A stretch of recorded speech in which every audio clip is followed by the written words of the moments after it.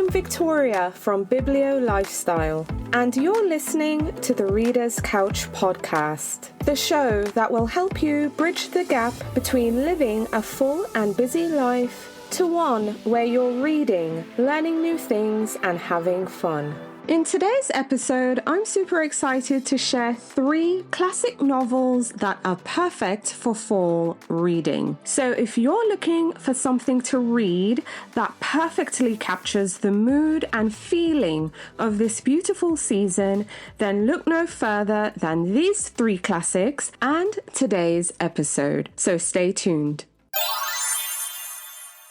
Hi readers, welcome again to the Reader's Couch. I'm your host, Victoria Wood, and in today's episode, I am sharing 3 classic novels that are perfect for autumnal reading. So if you're looking for 3 books that you can cozy up with this fall, then this episode is just for you. Now, I've said this a million times. I love fall. I really do. It's just an incredibly cozy time. I know it's a bit annoying when you have little ones going to school or you're leaving to go to your shift at work and you're on that early shift, you're at that 6 o'clock shift or something, and it's really, really dark outside. Trust me, I get it. I get it on both fronts, but I do like that it gets darker earlier. It just gives me that cozy vibes, and I'm just ready to brew a cuppa and crack open my book. So I really enjoy that. Though I don't live in a climate where it's drastically cool or cold, because I'm in Florida, I do have fond memories of cooler weather, leaves changing, being under the tree. I was that child when I was in school. I would be under the tree reading. Sometimes I would be in the tree, but that's a story for another day. But also when I was at home, I'd just be under trees reading. Sometimes the leaves would be falling on me, and I actually loved it. So I just love the transitional vibe that is autumn, that is fall. So yeah, this is my peak reading season. It really is. And disclaimer, that's before we get into the holiday season and,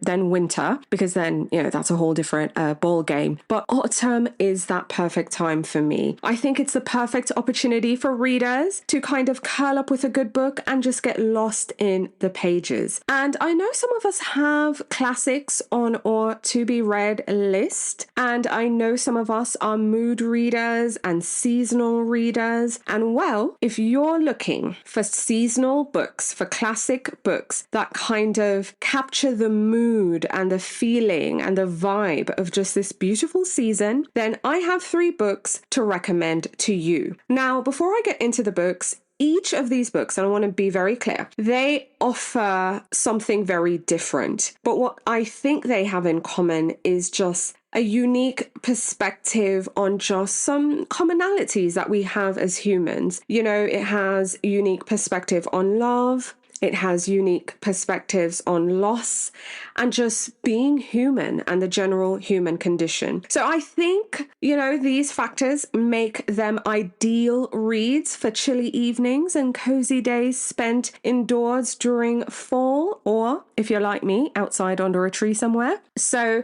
if you're looking for 3 books, I think these really just kind of capture the mood and feeling of autumn. So let's get into it. The first book I'm recommending is Wuthering Heights by Emily Bronte. Now, Wuthering Heights is the only novel penned by Emily Bronte, and this is quite a powerful novel, I feel. It takes you on an emotional journey. And in this book, you can expect to explore themes such as love, revenge, and social class. And I love anything about social class. I tell folks all the time, Brits, class is a big thing to them. It really, really is. But anyway, back to Wuthering Heights.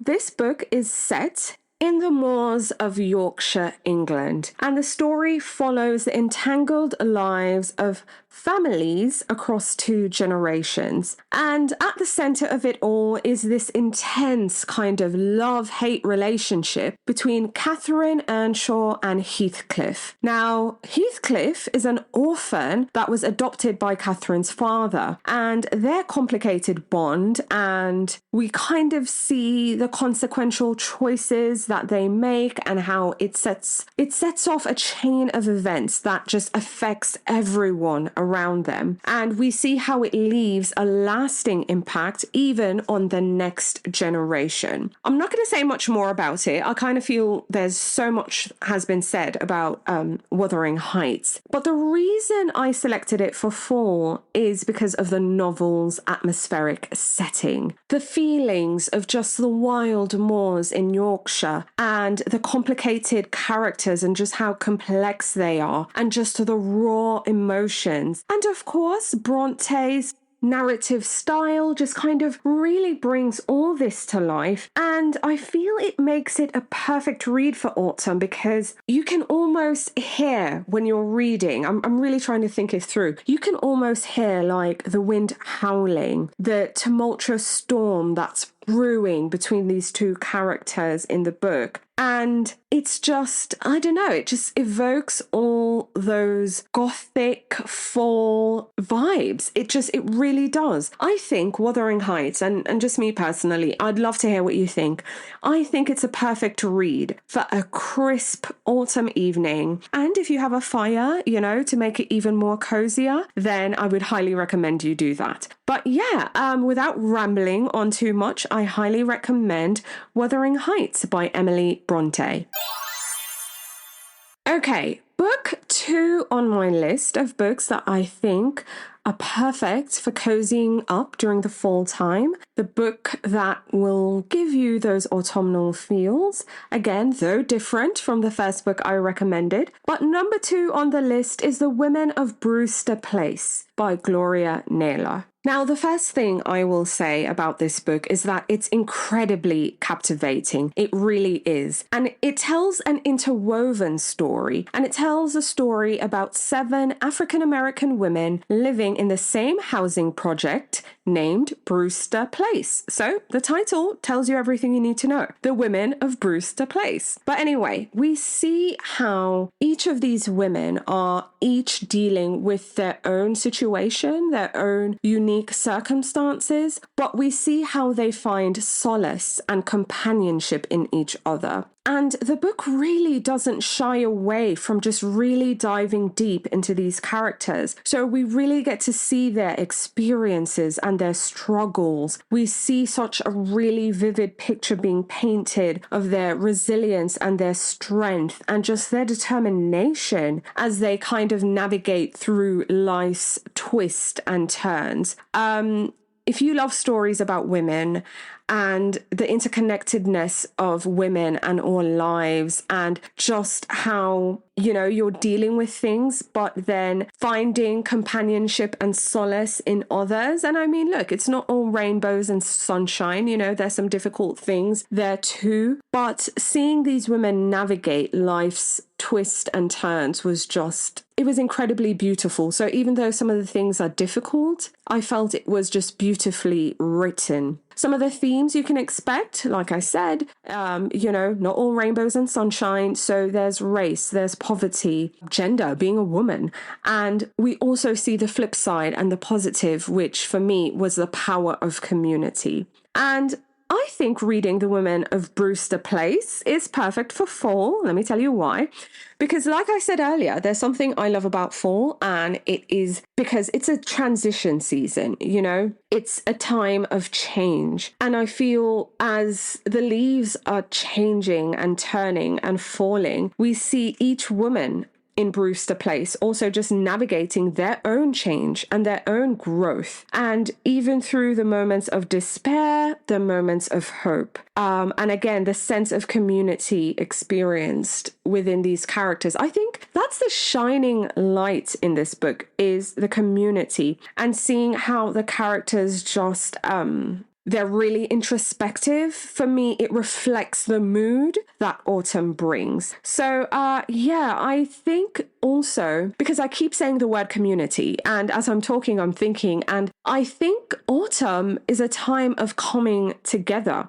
It's a time of solidarity. It's a time when we tend to feel this greater connection, and I know it has to do with the holiday season and kind of, going into that, even though I know the holidays, depending on what and when you celebrate, it's also the early days of winter. But, it just, autumn has this time of we come together, we give thanks to our friends and loved ones, and just, we commune together more, I feel, around this time of year. And as we watch the world transform around us, I think you'll also see the transformation of each character, of each woman in this book. So I don't know if I've convinced you, but I think The Women of Brewster Place is a good book, and it's a great classic to read in the fall. So that's book 2, The Women of Brewster Place by Gloria Naylor.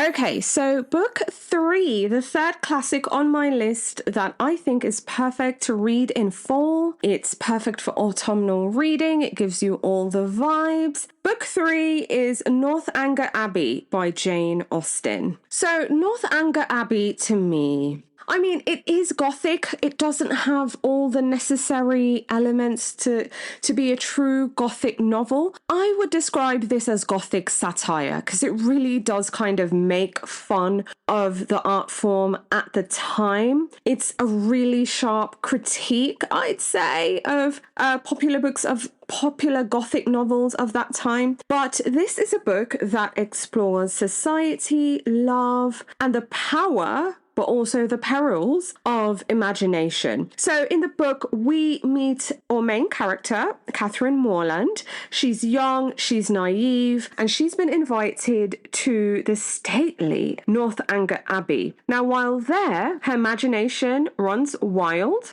and as a result, it leads to quite a few unfortunate misunderstandings, but also comical moments, because like I said, it's a satire of Gothic literature of the time. Full of satire, there's humor, but I just love how it captures just society and the social times, the social climate, that's the word, of 19th century England. Now, I truly believe that reading Northanger Abbey during the fall is quite a delightful experience, actually, because you have that mystery and the intrigue. The narrative also kind of perfectly aligns with the atmosphere of Halloween. And, with Catherine's just overly active imagination, it really matches and aligns with just the spooky and the mysterious vibe that comes with autumn. So, I love the mystery. I love the suspense, the spookiness. Of course, it's a bit comical, so there's that.